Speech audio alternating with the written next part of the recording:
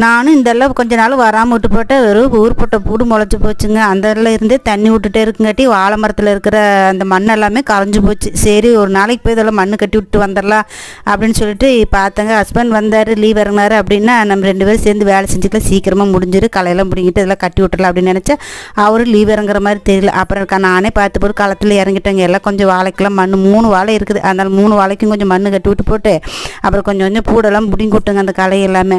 நானும் எனக்கு தெரிஞ்ச அளவுக்கு முடிஞ்ச அளவுக்கு செஞ்சேன். செருப்பு இப்போ காலெலாம் பார்த்திங்கன்னா ஒரு தண்ணிக்குள்ளே விட்டுட்டு காலை மேலே தூக்கவே முடியல, எல்லாம் மாட்டிக்கிச்சு, மிஞ்சி செருப்பு எல்லாம் கலண்டு வர மாதிரி ஆயிடுச்சு.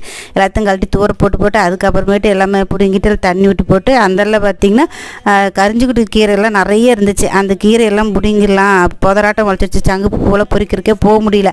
அதனால் அதையெல்லாம் முடிச்சுட்டு நல்லா ஒரு தாவை ஆகிப்போச்சுங்க. அதெல்லாம் பார்த்திங்கன்னா ஒரு நாளைக்கு கீரையே வறுக்கலாம், அந்தளவுக்கு கீரை ஆகிப்போச்சு. நானும் பார்த்தா கடைசியில் மழை தோடுற மாதிரி ஆயிடுச்சு. சரி நீ இதில் நின்று வேலைக்காகன்னு சொல்லிட்டு வீட்டுக்கு ஓடியாந்து